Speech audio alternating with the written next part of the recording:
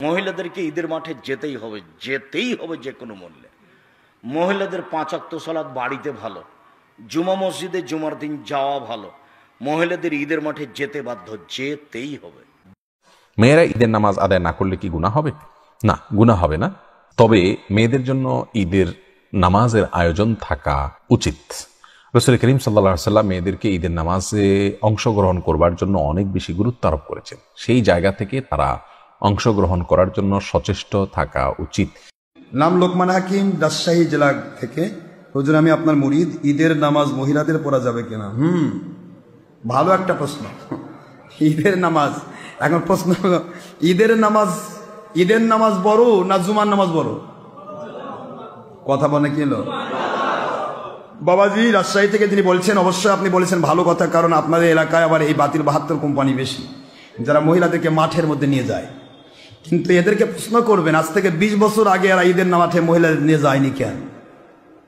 আজ থেকে 20 বছর আগে বাংলাদেশে কোনো জায়গাতে মহিলা জামাত, তাহলে 20 বছর পরে মহিলাদের ডেকে নিয়ে যাচ্ছে। আপনি নিজে প্রশ্ন করবেন যে 20 বছর পরে আজকে কি আপনাদের উপর নতুন ওহী নাজিল হলো? ওহী তো নতুন নাজিল হচ্ছে না, এটা তো অনেক আগে এসেছে। 20 বছর আগে কোনো মহিলা জামাত বাংলাদেশে ছিল?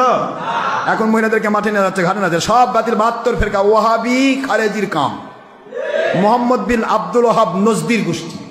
সুতরাং এদের কথা মানা যাবে না, যা ইচ্ছা তাই বলবে।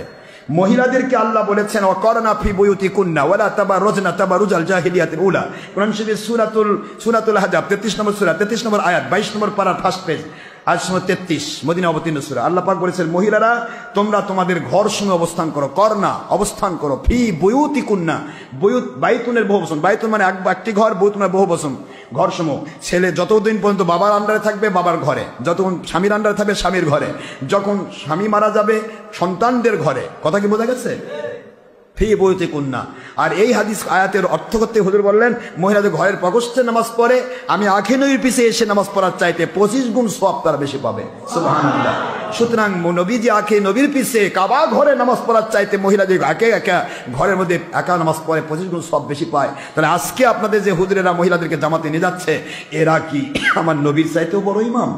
এরা কি আমার আম্মা জান আয়েশা সিদ্দিকার চাইতেও ভালো ভালো মহিলাদের নিয়ে যাচ্ছে? এরা কি মসজিদে নববী যেখানে 50,000 রাকাতের সওয়াব এক রাকাতে, আর পবিত্র কাবা ঘর 1 রাকাতের বিনিময়ে 1 লক্ষ রাকাতের সওয়াব, এর চাইতেও বেশি দামি জায়গা এদের ঈদের মাঠ? আল্লাহ বলেন ঘরে থাকতে, এরা নিয়ে যায় ঈদের মাঠে। ঈদের মাঠ কি ঘর? তাহলে কোরআনের বাণীও এরা মানে না। এরা কিসের আল্লাহকে মানে? বাতিল 72 কোম্পানি, এই কোম্পানির আন্ডারে যাওয়া যাবে না। মহিলারা ঘরের প্রকোষ্ঠে নামাজ পড়লে 25 গুণ সওয়াব বেশি পাবে, এটা আল্লাহর হাবিবের সহিহ ইবনে খুজাইমার হাদিস। সুতরাং এখানে কোনো রকম উৎপাত করা যাবে না। তা সাহাবায়ে কেরামের ইজমা হয়েছে মহিলা জামাত নিষিদ্ধ। মহিলা জামাত যারা জায়েজ বলবে, সাহাবায়ে কেরামের ইজমাকে অস্বীকারকারী, পরিষ্কার কোরআন হাদিস অস্বীকারকারী বেঈমান।